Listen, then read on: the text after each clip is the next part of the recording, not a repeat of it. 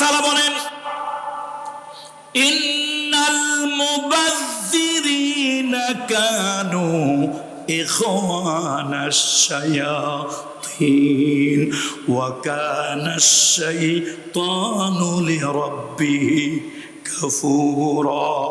আল্লাহ তাআলা বলেন ওয়ালা তুবাযযিরু তাবযীরা, তোমরা অহেতুক খরচ করিও না, বেহুদা খরচ করিও না, অপ্রয়োজনীয় খরচ করিও না।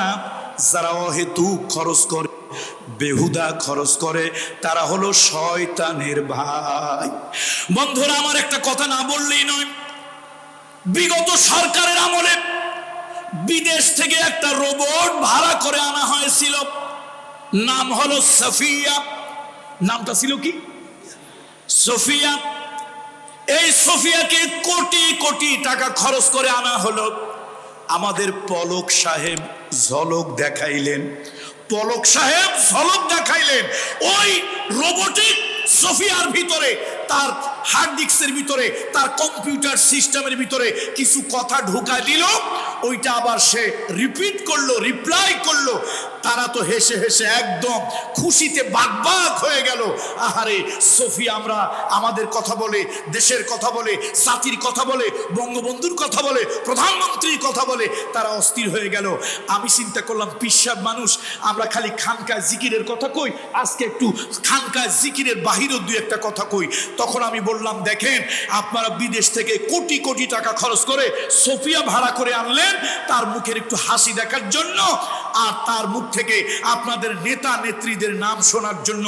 আমি বললাম বাংলাদেশের গভর্নমেন্টকে উদ্দেশ্য করে, গোয়েন্দাদেরকে উদ্দেশ্য করে বললাম, আমার নামটা নোট করেন, কোট করেন, গভর্নমেন্টের কাছে মেসেজটা পৌঁছে দেন যে আপনারা একটা রোবোটিক সোফিয়াকে ভাড়া করে এনে শত শত কোটি টাকা খরচ করে আপনারা যে তামাশা দেখাচ্ছেন, ঢাকা মেডিকেলে গিয়ে দেখেন, চিটাগং মেডিকেলে গিয়ে দেখেন, সিলেট মেডিকেলে গিয়ে দেখেন, কত জীবন্ত সোফিয়া রাষ্ট্রের নাগরিক, হতে পারে হিন্দু, হতে পারে মুসলমান, হতে পারে বৌদ্ধ, হতে পারে খ্রিস্টান, সেটাই হোক, রাষ্ট্রের একজন নাগরিক একটা জীবন্ত সোফিয়া একটা বেড পাচ্ছে না, হাসপাতালের বারান্দায় একটা মাদুর বিছাইয়া, চাটাই বিছাইয়া, একটা বিছানার চাদর বিছিয়ে সে ওখানে মানবতার জীবন যাপন করে চিকিৎসা নিচ্ছে।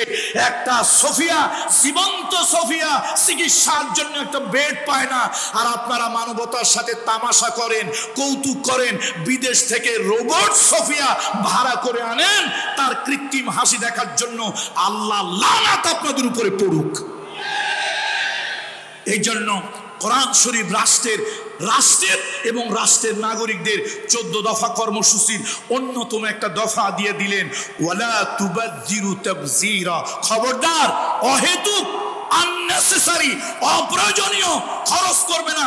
দেশের নাগরিকের জন্য 1000 কোটি টাকা যদি লাগে, 1000 কোটি টাকা খরচ করো, তবে নেতা নেত্রীর ভাস্কর্য বানানোর জন্য 2 টাকাও খরচ করা যাবে না। এটা অপচয়।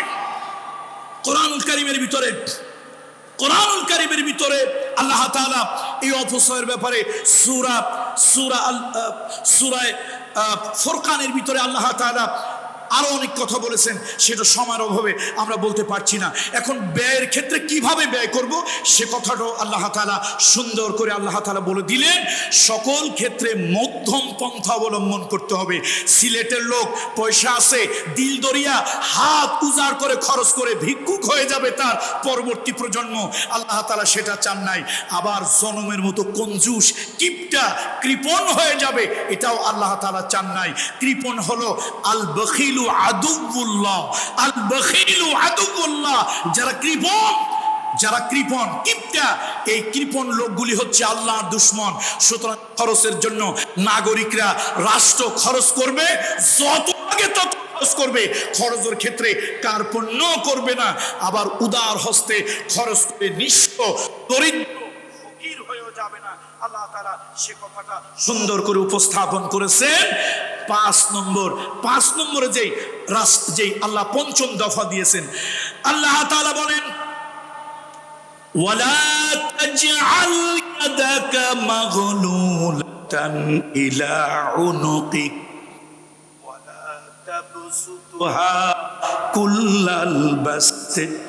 আল্লাহ তাআলা বলেন, খবর খবরদার তোমার হাত গলার সঙ্গে লাগায় রেখো না, গলার সঙ্গে হাত তারে লাগায় রেখো না।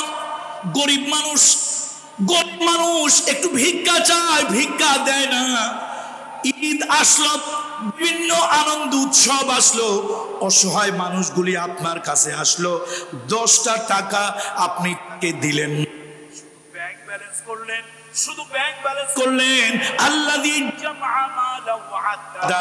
এক শ্রেণীর মানুষ আছে, তাদের স্বভাব হলো, তাদের চরিত্র হলো শুধু মাল জমা করে, অর্থ জমা করে আর হিসাব করে কত টাকা হইল, কত টাকা হইল। এই টাকা তাদের কিয়ামতের দিন ধ্বংসের কারণ হবে, এই টাকা কিয়ামতের ময়দানে আযাবের কারণ হবে, এই টাকা কিয়ামতের ময়দানে গজবের কারণ হবে। এই জন্য আল্লাহ তাআলা ধন দিয়েছেন। আল্লাহ তাআলা বলেছেন, বান্দারে খবরদার হাতটারে গলার সঙ্গে লাগায় রেখো না।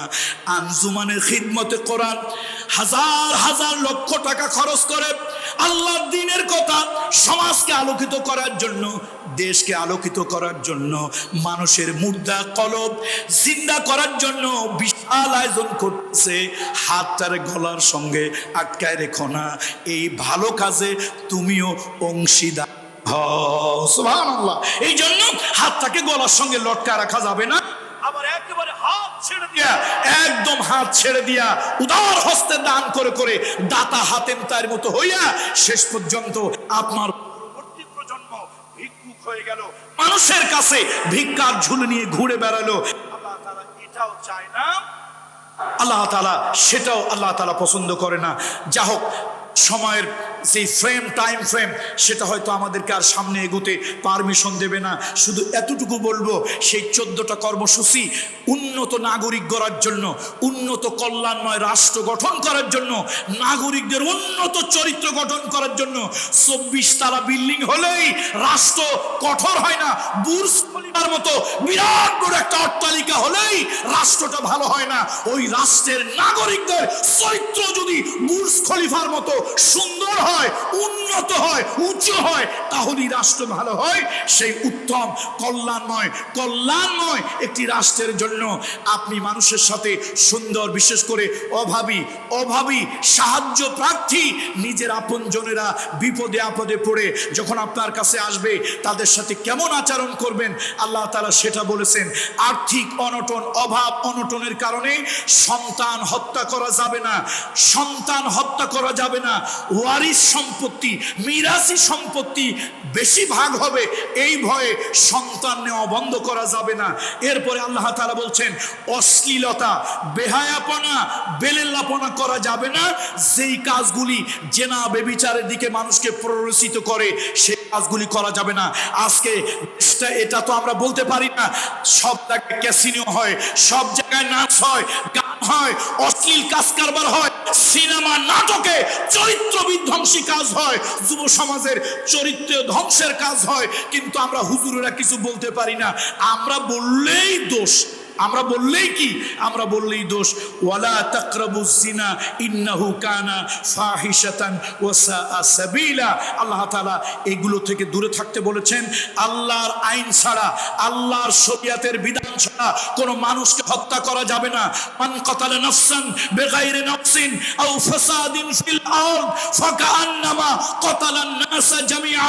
রাজনৈতিক দলের বন্ধুরা ভালো করে শুনে নেন, সব রাজনৈতিক দলের বন্ধুদেরকে কোরআন থেকে বলতেছি, আপনারা ধারণা করেন আমরা যারা ধর্মের কথা বলি, আল্লাহর কথা বলি, দ্বীন প্রতিষ্ঠার কথা বলি, আমরা নাকি মানুষ হত্যা করি। এই কিছু জালিমেরা, কিছু কুলাঙ্গারেরা, কিছু চরিত্রহীনেরা এই আলেমদের উপরে, ইসলামপন্থীদের উপরে, দ্বীনপন্থীদের উপরে এই ব্লেমগুলি, এই অপবাদগুলি তারা ছড়িয়ে দেয়। কথা ঠিক কিনা? ভালো করে শোনেন, শোনেন, আমাদের ওয়াজে মানুষ হত্যার জন্য আমরা মানুষকে প্ররোচিত করি না। আমাদের ওয়াজগুলোতে মানুষ যেন মানুষকে হত্যা না করে, আমরা বরং সেজন্য সবক দেই। মান কাতালা নাফসান বিগাইরি নাফসিন, কেউ যদি অন্যায়ভাবে একটা মানুষকে হত্যা করলো, এখানে মুসলিম বলা হয় নাই, মান কাতালা মুসলিমান মুতাআম্মিদান, একজন মুসলমানকে হত্যা করেছে কথা নয়, মানুষকে হত্যা করেছে। অন্যায়ভাবে একটা হিন্দু হত্যা করা যাবে না, অন্যায়ভাবে একটা বৌদ্ধ খ্রিস্টান হত্যা করা যাবে না, অন্যায়ভাবে একটা মগ চাকমা গারো, অন্যায়ভাবে কোন ধরনের সংখ্যালঘু কাউকে হত্যা করা যাবে না। এক কথায় মনুষ্য পদবাচ্য বিবেচিত এরকম কোন মানুষকে হত্যা করা যাবে না। এই সবকগুলি আমরা তাফসীর মাহফিলে দেই।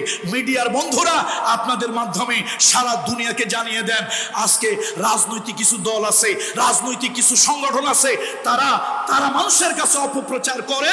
আমরা যারা ইসলামের কথা বলি, আমরা যারা আল্লাহর জমিনে আল্লাহর দ্বীনের কথা বলি, আমরা যারা সত্যের কথা বলি, আমরা যারা ইকামতে দ্বীনের কথা বলি, আমরা নাকি মানুষ হত্যার কথা বলি।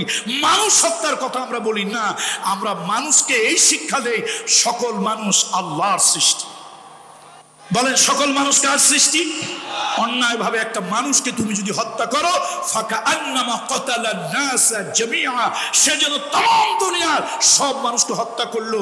আর তুমি যদি মানবতার হাত বাড়িয়ে দাও, একটা মানুষকে যদি তুমি বাঁচতে সাহায্য করো, ওমান আহইয়াহা ফাকাআন্নামা আহইয়ান নাস জামিআ, তুমি একটা মানুষকে জীবন বাঁচতে যদি সাহায্য করো, তুমি যেন গোটা দুনিয়ার মানুষকে বাঁচিয়ে দিলে, সেই সওয়াব আল্লাহ তাআলা তোমার আমলনামায় দিয়ে দেবে।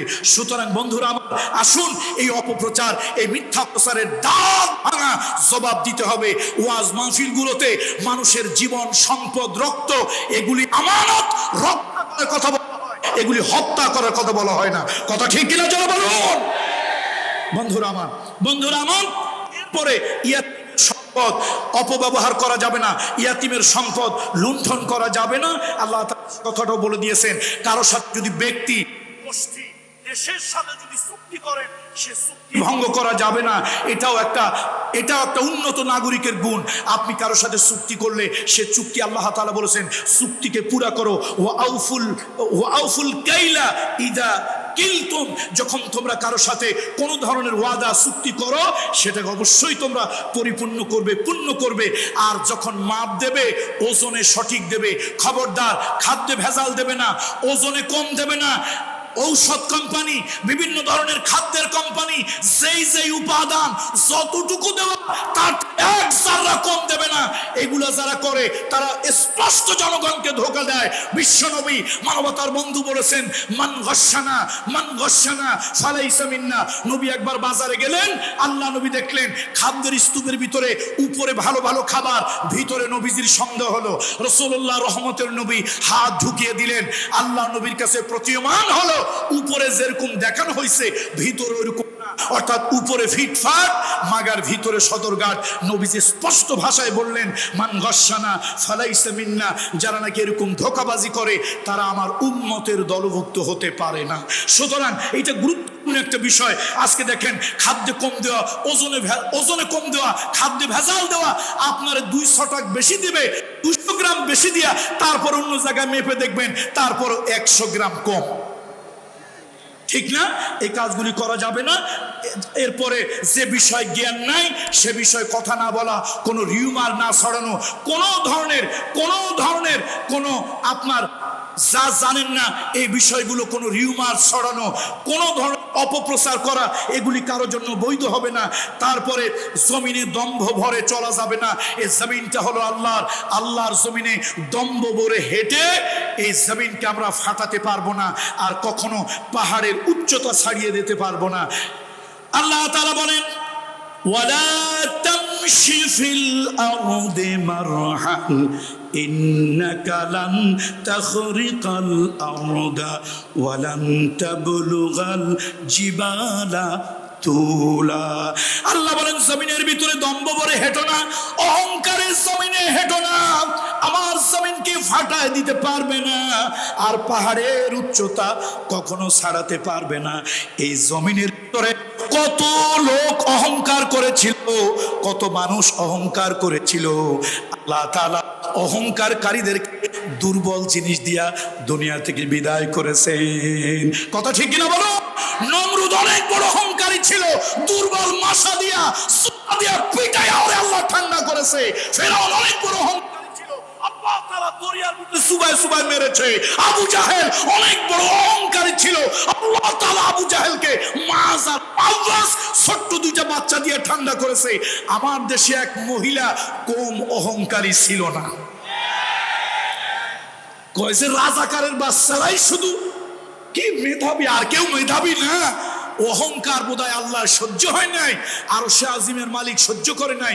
আল্লাহ কয় যা, বড় বড় দলের লোকেরা পারলো না, এই ছোট্ট ছোট্ট বাচ্চা, সিলেটের ভাষায় ছোট্ট বাচ্চাদেরকে কি বলে? হ্যাঁ, হুরুতা। এই হুরুতা ছোট্ট ছোট্ট বাচ্চা, বড় বড় দল সব তারা ব্যর্থ। এই ছোট্ট ছোট্ট বাচ্চা, লেদা পোলাপান, বুড়া পোলাপান, হুরুতা পোলাপান দিয়া এমন ধাও আল্লাহ তারা দিছে, দেশ ছেড়ে পালাতে টাইম লেগেছে মাত্র 45 মিনিট। সুতরাং আসুন, বক্তব্য আমার শেষ। জমিনে আমরা কেউ অহংকারে চলবো না, জমিনে কেউ অহংকারে চলবো না। অহংকারে চললে আল্লাহ অহংকার পছন্দ করেন না। আল্লাহ তাআলা এই সিলেটের আঞ্জুমানে খিদমতে কোরআন, এই মাহফিলকে আল্লাহ তাআলা কবুল করুন। আজকের হৃদয় থেকে সবটুকু আবেগ আল্লামা মরহুম শহীদ সাইদি সাহেবের জন্য আল্লাহ তাআলা তার কবরটাকে জান্নাতের নূর দিয়ে পরিপূর্ণ করে দিন। আজকে তিনি যদি আল্লাহ বাঁচিয়ে রাখতেন, আমরা শ্রোতার কাতারে থাকতাম। আমাদের মতো যোগ্যতাহীন মানুষ এই মঞ্চে বসা হতো না। আল্লাহ তাআলা তার আল্লাহ তাআলা তাকে দান করুন। আঞ্জুমানে খিদমতে কোরআন সত্যি বাংলাদেশের জন্য একটা বিপ্লব। এটা রাজনৈতিক স্লোগান নিয়ে, কোন রাজনৈতিক কর্মসূচি নিয়ে নয়, এটা শুধু আল্লাহর কোরআন দিয়ে মানুষের মুর্দা দিলগুলো কোরআন আর হাদিসের নূর দিয়ে জিন্দা করার জন্য, অন্ধকার সমাজকে কোরআন আর সুন্নাহর আলোকে আলোকিত করে দেওয়ার জন্য এই আঞ্জুমানে খিদমতে কোরআন দীর্ঘ বছর ধরে তারা খিদমত করে আসছে। আল্লাহ তাআলা এর বিনিময় দুনিয়া এবং আখিরাতে তাদেরকে উত্তম জাযা আল্লাহ দান করুন। হাযা মা ইনদি ওয়াল ইলমু ইনদাল্লাহ আলাইহি তাওয়াক্কালতু ওয়া ইলাইহিল উনীব। উস্তাদ কোথায়?